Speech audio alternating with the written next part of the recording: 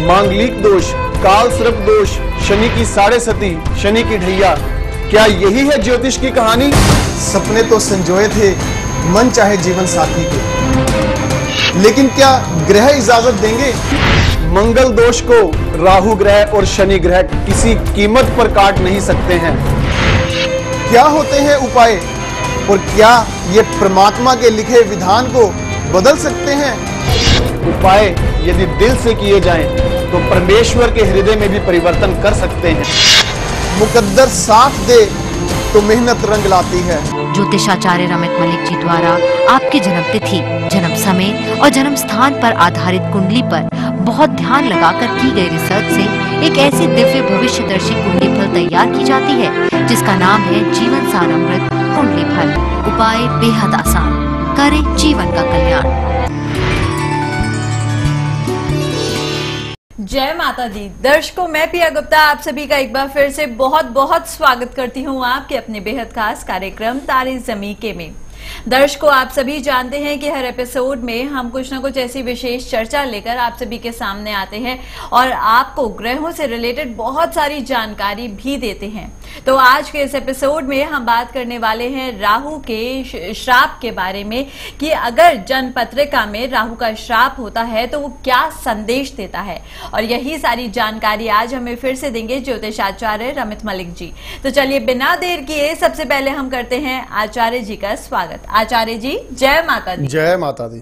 आचार्य जी, हर बार की तरह आज फिर से आपसे बहुत सारी इसी तरह की जानकारी प्राप्त करना चाहते हैं, क्योंकि जैसा कि हम अपनी प्लेट्स में भी देखते हैं आप राहु के श्राप को लेकर अक्सर चर्चा करते रहते हैं जी। तो आज मैं आपसे जानना चाहती हूं कि राहु के श्राप अगर किसी की जन्म पत्रिका में होते हैं तो उसकी जन्म पत्रिका के लिए क्या संदेश देता है वो? देखिए, जब भी राहु के श्राप की बात की जाती है, जैसा कि हमने कल के कार्यक्रम में बताया था कि राहु का श्रापित प्रभाव जन्म पत्रिका के लिए किन विशेष अवस्थाओं का निर्माण कर देता है, विभिन्न ज्योतिर्विदों के द्वारा किन विशेष नामों से उसे बुलाया जाता है, काल सर्प दोष हो, ग्रहण दोष हो, पितृ दोष हो, इसकी सारी की सारी श्रेणी का प्रभाव जो है वो राहु के श्रापित असर का एक परिणाम ही कहा गया है। और जिस तरह से आज पूछा है प्रश्न कि क्या संदेश हो, तो नाम अपने आप में इस बात का पूर्ण तौर पर उल्लेख कर देता है कि जन्म पत्रिका के लिए विध्वंस की श्रेणी में कितना बारूद आप अपने जन्म पत्रिका के अंदर भरे हुए हैं, इस बात का खास तौर पर उल्लेख आपकी जन्म पत्रिका के राहु के श्राप का प्रभाव दिखला देता है। जीवन के किन पहलुओं से संबंधित इस राहु के प्रभाव का आपके साथ पूर्ण तौर पर ताल मेल बना रहना आपकी जन्म पत्रिका के लिए नुकसान करेगा, इस सब बातों की कैलकुलेशन जो है वो जन्म पत्रिका के 9 ग्रह करते हैं, और राहु विशेष से आपकी जन्म पत्रिका के अन्य ग्रहों की क्या स्थिति है, इसका पूर्ण तौर पर प्रभाव अगर कैलकुलेट कर लिया जाए तो निश्चित तौर पर आपकी जन्म पत्रिका की उन समस्याओं का निवारण करना बहुत आसान हो जाता है, जिसके बारे में आप शायद ये कहते हैं कि बहुत समय हो गया गुरुजी, काफी एस्ट्रोलॉजर्स को दिखा लिया, काफी जन्म पत्रिकाओं के बारे में विश्लेषण करवा लिया, लेकिन कोई फायदा नहीं मिल रहा। तो तब हम कहते हैं कि राहु के श्राप के प्रभाव के बारे में जानकारी अगर जुटा ली जाए और उस राहु के श्राप को सही ढंग से समझकर अगर उसे सिम्टम्स के तौर पर मैच कर लिया जाए तो आपकी इन समस्याओं से निकलने में निश्चित तौर पर कुछ विशेष उपाय आपके लिए बहुत मददगार साबित होंगे। तो आचार्य जी, ये बताइए कि क्या इसके लिए हमें कुछ ऐसे विशेष उपाय करने की आवश्यकता होती है जिससे कि राहु का श्राप कम हो सके, और साथ ही साथ क्या इसके लिए हम कोई रत्न भी धारण कर सकते हैं? अच्छे प्रश्न है आपके, लेकिन ये जरूर कहूंगा कि कुछ समय से पहले के प्रश्न है। बहुत सारी चर्चा अभी राहु के श्राप के संकेतों के बारे में हम करेंगे, जिस तरह से कार्यक्रम लगातार आगे गति बढ़ाता चलेगा। आपने पूछा कि राहु के जैसे दशा का प्रभाव जब हम कहा सुना जाता है कि आमतौर पर 18 वर्ष की इसकी दशा गिनी जाती है। एक बात आप निश्चित तौर पर जानते भी होंगे कि जब कभी भी राहु की बात की जाती है तो 9 ग्रहों में इस राहु और केतु ग्रह का विशेष तौर पर जो उल्लेख है, इसे छाया ग्रह के तौर पर जाना जाता है। ऐसा क्यों? क्योंकि एस्ट्रोनॉमी को समझने वाले लोग, अर्थात जो खगोलीय पिंड के रूप में ग्रहों को जानते हैं, समझना चाहते हैं, अगर वो दूरबीन के माध्यम से अंतरिक्ष में देखते हैं तो उन्हें राहु और केतु नाम के कोई ग्रह खगोलीय पिंड लिए हुए नजर नहीं आएंगे। मतलब अगर इसे सादी भाषा में कहा जाए तो राहु और केतु ऐसी अदृश्य शक्तियां हैं जिनका अस्तित्व इस खगोल में ना होने के बावजूद भी बहुत बड़ा असर किसी भी मानव जीवन पर निश्चित तौर पर देखा जा सकता है। और जिन एस्ट्रोलॉजर्स ने केवल और केवल इस बात को फॉलो अप किया कि जब राहु और केतु का कोई खगोलीय पिंड ही नहीं है तो फिर इनका प्रभाव क्या होगा, वो कहीं ना कहीं ज्योतिष के उन 9 ग्रहों में से उन 2 विशेष ग्रहों के बारे में स्टडी करने में भूल कर गए जो बहुत इंपॉर्टेंट फैक्टर थे। 18 साल की जिसकी दशा आपकी जन्म पत्रिका पर आए और वो अपने समस्याओं का ऐसा जंजाल जीवन में पैदा कर सकती है या आपके जंजाल के जीवन को एक ऐसे राजयोग की तरफ मोड़ सकती है जिसका आप आइडिया भी नहीं लगा सकते, जिसके बारे में आप सोच भी नहीं सकते, तो निश्चित तौर पर उसको इग्नोर करना एक बड़ी भूल तो जरूर होगी ही। इसके बारे में यह बात जरूर समझ लेना कि इसे छाया ग्रह के तौर पर जाना जाता है। छाया ग्रह का मतलब क्या होता है, इसे 2 अर्थों में लिया जा सकता है। छाया का अर्थ यह है कि धूप से बचाव के लिए एक छाया का काम राहु ग्रह कर सकता है। और अगर ग्रहों के रूप में जब कभी भी छाया करने वाले किसी विशेष स्थिति का ध्यान आता है तो सीधा सीधा ध्यान जाता है कि जब जो देवकी सुत भगवान कृष्ण को स्वयं वासुदेव नंद जी के घर छोड़ने गए बारिश के उस समय में, स्वयं नाग देवता ने, शेष नाग ने नाग की जो है वो छाया करके उस समय भगवान कृष्ण को उस बारिश से बचाया था। ये बात किसी से भी छिपी नहीं है।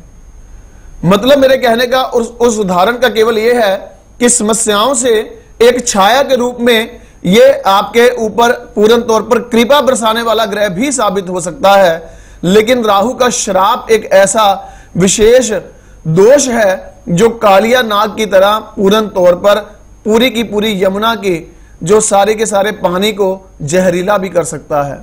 यह एक एस्ट्रोलॉजर की अपनी सेल्फ एक कैलकुलेशन है और उसका अपना एक्सपीरियंस है जो यह बताता है कि आपकी जन्म पत्रिका के लिए वो शेष नाग की भूमिका निभाएगा या कालिया नाग की भूमिका निभाएगा। और इस बात की चर्चा आपकी जन्म पत्रिका को देखकर निश्चित तौर पर हो जाती है। उसका पूर्ण ज्ञान किसी भी अच्छे एस्ट्रोलॉजर को हो जाता है। उसके मुताबिक बहुत सारे सिम्टम्स होते हैं जिसको मैच करने के बाद फिर यह बताया जाता है कि आपको कोई रत्न धारण करने से लाभ मिलेगा या आपको कुछ विशेष उपाय करने से लाभ मिलेगा, क्या क्या संकेत आपकी जन्म पत्री में उसके संबंधित दिख रहे हैं, उसके माध्यम से आपकी रेमेडीज निष्कर्ष के तौर पर आपको प्रदान की जाती हैं। आगे बढ़ते हैं, आचार्य जी कॉलर हैं, बात करेंगे इनसे। विशाल जी हैं दिल्ली से, स्वागत है आपका। जय माता दी। जय माता दी गुरु जी। जय माता दी विशाल जी। मेरा नाम विशाल का क्या है, डेट ऑफ बर्थ है मेरी 7 अप्रैल 1984। टाइम बताइएगा। रात के 10:30 बजे। जन्म का स्थान? कानपुर देहात। क्या जानना चाहते हैं? मैं अपने करियर को लेके बहुत परेशान हूँ कि मैं अपने करियर में उन्नति नहीं कर पा रहा हूँ। जी बताइएगा। कहाँ का जन्म है आपका? कानपुर देहात का। कानपुर? हाँ जी। ये यूपी में हुआ ना? यस जी। अभी आपका क्या सवाल है करियर को लेके? हाँ जी, करियर को लेके मैं बहुत परेशान हूँ कि अपने करियर में उन्नति नहीं कर पा रहा हूँ मैं। विशाल जी, आपकी जन्म पत्रिका जो है, आपकी कुंडली मेरे सामने जो आई है उसमें आपके वृश्चिक लगन और मिथुन राशि के प्रभाव से 2 बातें मुझे जाननी है। सर्वप्रथम, जिसे मैं राहु के श्राप के संकेत समझता हूं, उन राहु के श्राप के संकेत का कितना असर आपके जन्म पत्रिका में, कितने गहरे दांत वो पूर्ण तौर पर विष दांत के तौर पर अब डंक के तौर पर आपकी जन्म पत्रिका के अंदर घुस चुका है, उसके बारे में गणना हमें करनी है। पहली बात तो ये बताइए कि जितना देखने में शांत और गंभीर रवैया है आपका, लेकिन उस समय जब गुस्सा आता है तब सारा का सारा शांत चित्त और ये गंभीरता एक तरफ होकर बहुत जबरदस्त गुस्सा आता है क्या? हाँ जी। एक बात तो ये जाननी थी मुझे आपसे। और दूसरी बात मुझे ये जाननी है आपसे विशाल कि आपके अपने क्लोज रिलेटिव्स, मतलब ब्लड रिलेटिव्स में ददिहाल और ननिहाल का कोई ऐसा सदस्य का नाम मुझे चाहिए जिसकी मैरिड लाइफ के रिलेटेड कोई बहुत विशेष घटना घटित हुई थी या याद रखने वाली कोई इंसिडेंट मैरिज के रिलेटेड हुई थी। ऐसी कोई स्थिति याद आ रही है क्या आपको? ऐसी कोई अभी तो याद नहीं आ रही। वैसे मेरे मामा हैं जो मेरे काफी क्लोज हैं जी। उनकी मैरिज में मतलब एक घटना घटी थी जो उनकी वाइफ जो है उनकी डेथ हो गई थी। क्या हुआ था उनको? इतना तो मुझे याद नहीं आ रहा है क्या हुआ था। कितनी देर उनकी शादी चली थी जो डेथ हो गई? उनकी शादी को ये कोई रहा होगा 6-7 साल। अच्छा, 6-7 साल में ही मैरिड लाइफ उनकी समाप्त हो गई थी। हाँ, 6-7 या 8-9 साल बस यही मुझे चाहिए था। उनका नाम का पहला अक्षर बता दीजिए, तब भी आपके राहु के प्रभाव का जो गणना है वो लगभग सामने आ गई है। क्या नाम था उनका? मेरे मामा जी का नाम था वीरेंद्र। वीरेंद्र, वी से ही शुरू होता था और आपका नाम भी वी से ही है? उनका बी से। हाँ जी, ओके, मैं समझ गया हूँ। आपके जो जन्म पत्रिका के संकेत है, आपका करियर पॉइंट ऑफ व्यू जो आपकी समस्या है, इस राहु के प्रभाव से किस प्रकार से आपकी जन्म पत्रिका का निवारण हो सकता है। सबसे पहले ये समझिए कि आपके चंद्रमा ग्रह जो हैं वो आपके भाग्य के स्वामी होकर अष्टम भाव में चले गए, जो राहु से दूसरे घर में हैं, और गुरु से चंद्रमा का आपसी तौर पर संबंध सम सप्तक है। आपकी जन्म पत्रिका के मुताबिक जो संकेत मैंने पूछे और उसके माध्यम से एक बड़ा जबरदस्त उपाय मेरे सामने आ रहा है, लिख लीजिए वो उपाय। हाँ जी। एक बात यहाँ पर ध्यान रखना कि आप कभी कभार रात्रि समय, हर रोज रात को आपको चंद्रमा जो है आकाश में दिखाई नहीं देंगे। जब आपके सोने का वक्त हो उससे ऐन पहले आप आसमान की तरफ देखें, अगर आपको चंद्रमा दिखाई दे हाँ जी, तो आपने ओम श्री चंद्रमसे नमः, ये मंत्र है, ओम श्री चंद्रमसे नमः, ये मंत्र बोलते हुए दूध और जल मिलाकर अर्घ देना है चंद्रमा को। ओके, समझ गए? ठीक है। ये आपने नित्य उपाय तब करना है जब जब आपको चंद्रमा दिखाई दे। और ये समझ लेना कि आप लगभग 93 डेज, मतलब आज से अगर शुरू करना आप पसंद करोगे तो ये समझ लो कि लगभग 26 जुलाई तक जितने भी दिन आए, जब आपको ये चंद्रमा दिखाई दे तब ये आपने उपाय करना है। गुरुजी एक चीज और बताएं, किस दूध का और किस चीज का? दूध और जल, सादा जल मिलाना है। ठीक है, ठीक है। एक उपाय ये, क्योंकि आपके जन्म पत्रिका के अंदर चंद्रमा जो है वो वायु तत्व राशि में है, इसलिए एक छोटा सा उपाय मैं आपको और जरूर समझाऊंगा। आपको अपने घर में चंदन का जो पाउडर मिल जाता है, चंदन की लकड़ी का बुरादा मिल जाता है, हाँ जी, आपने उसका धुआं अपने घर में हर रोज करने का प्रयास करना है। ठीक है। उपला जला के आप उपले के ऊपर या आम की लकड़ी के ऊपर चंदन के जो लकड़ी का बुरादा मिल जाता है पंसारी से, वो आपने हर रोज धुआं करने के लिए प्रयोग करना है अपने घर में। ये दो उपाय छोटे छोटे आजमाने हैं आपने। और तीसरा, आपकी जन्म पत्रिका के अंदर जो आपने भी स्वयं असेस किया होगा कि आपकी कुंडली के योग ये बोलते हैं कि जीवन में आपके शनि वक्री हैं, मंगल वक्री हैं, और इन मंगल और शनि दोनों पाप ग्रहों का वक्री होना या तो विदेश या सरकारी नौकरी की तरफ कहीं ना कहीं इंक्लिनेशन जरूर देता है। और इस अवस्था से आपको लाभ मिले उसके लिए आप मंगल का एक कवच रेड कलर के थ्रेड में, लाल धागे में अपने गले में जरूर धारण करके रखिएगा। मंगल का कवच जी, ठीक है। ये तीनों उपाय आप करो, मां भगवती की कृपा रही तो निश्चित तौर पर जाने कि आपकी इस करियर रिलेटेड समस्याओं से आपको निवारण मिलने में बहुत अधिक सहयोग निश्चित तौर पर बनने वाला है। बिल्कुल आचार्य जी, तो चलिए दर्शकों, इन्हीं सारी बातों के साथ अब आप सभी से चाहेंगे इजाजत, लेकिन जाने से पहले आचार्य जी आपका बहुत बहुत शुक्रिया करना चाहूंगी। जय माता दी।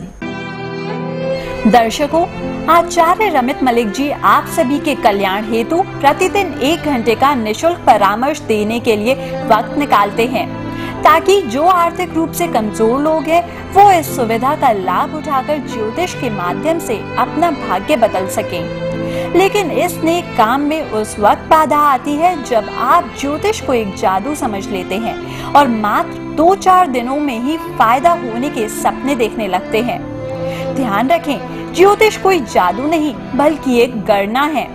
आचार्य जी द्वारा जो भी उपाय आप लोगों को सुझाए जाते हैं उसे धैर्य पूर्वक और पूरी श्रद्धा के साथ करें।